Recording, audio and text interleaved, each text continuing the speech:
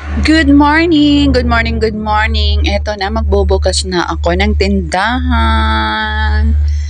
Ayan, good morning everyone. Buksan muna natin to ang aking tindahan na mahiwaga. Mahiwaga yung lock kasi may ano pa yan, kahoy.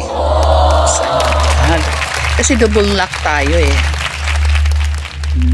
Yan, bubuhatin natin yung kahoy na yan. Itatabi muna natin tong kandado.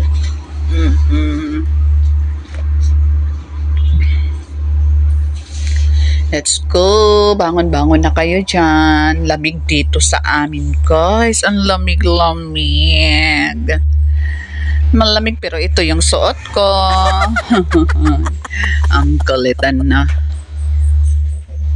Ito ang mahiwaga namin. Panglock. Kahoy ang gamit namin. Tapos bago yung panglock talaga. Nakandado. Ito bubuksan muna natin to. Kasi magdi-display na tayo. Dito na tayo guys.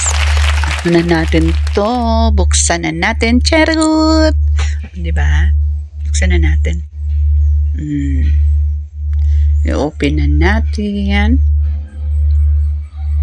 Bangon-bangon na. Tayo'y magkape na ngayon. Magkape. Pagkatapos natin mag-display, guys. Bangon na talaga. Wag na ano-ano. Bangon na talaga. Okay? Kasi pag nakahiga pa tayo, ayaw pa natin bumangon, wala talagang grasya yan. Bangon na talaga tayo, bangon-bangon na.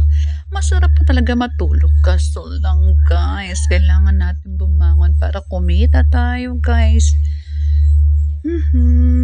Go, go, go! Eto, i-display na natin tong mga ano natin. Dito tayo, i-display natin yan.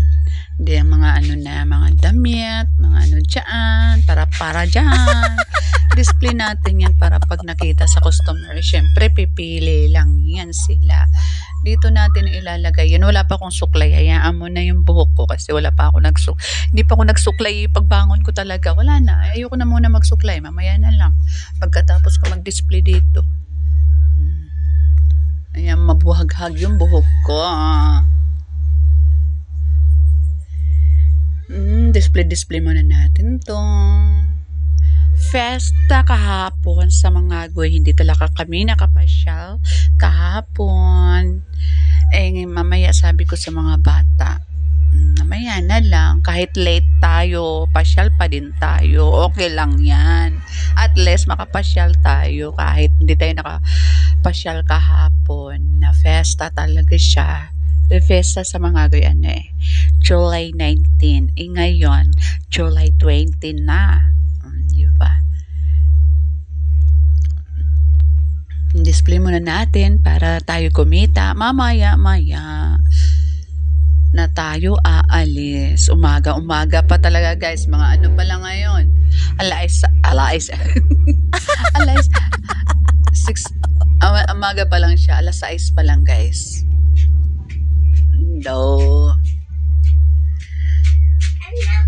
Asa na? Butang dira. Dire.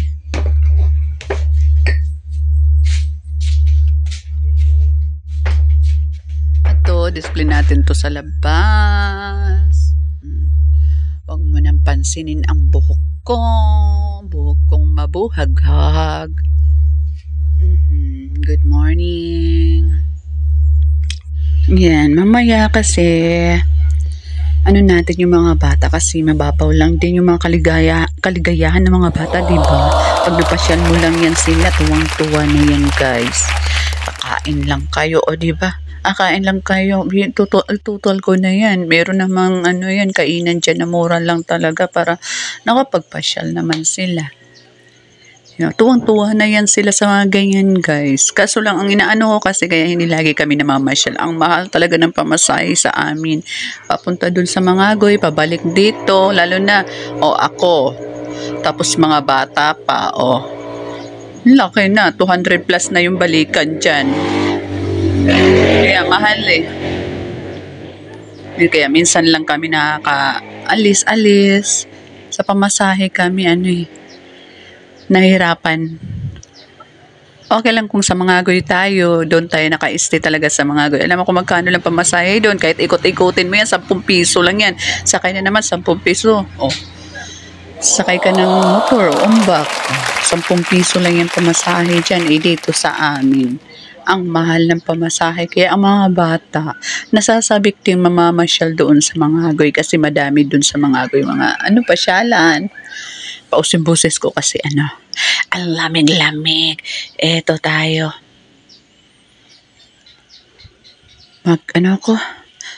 Magkakape ako. Magkakape ako, guys. Papakulo muna akong tubig dito. Mas maano eh. Dito tayo mapapalamig ng tubig. Pero tapos na yan. Inano ko na kasi isang baso lang naman. Kaya mabilis lang siya makulo yung tubig. Ang tagal kong nakabalik talaga, guys. Pasensya na. Ang tagal ko kasi nakikimarites ako sa labas. Kasi may narinig akong malakas yung yung sa motor. Gumaganyan siya. Tapos nagulat ka na boom! Doon sa may dulo. Hindi naman siya malamit. Lapit lang nagulat ako, napalingon ako. Ang tagal ko nakabalik. Lumabas ako eh. Tingin ko wala, natakbuhan na sila. Yung pala may nahulog doon sa gutter. Buti naman marang kardo. Ang bilis eh. Tinignan nila. Nakatayo naman siya pero yung motor niya nasa gilid lang siya. Tapos parang naipit yata yun. Okay naman yung motor. Okay din siya. Parang nanonood siya ng pelikula eh. Ang galing-galing nga eh. Kala namin na paano na siya nahulog lang siya. Siguro yung damuhan lang siguro sa baba. Hindi siya nasaktan talaga, guys. Ang galing niya. Gulat kami. Ang lakas ng impact eh. Galing naman nun. Pagtingin namin, malayo ako. Hindi ko na nilapitan.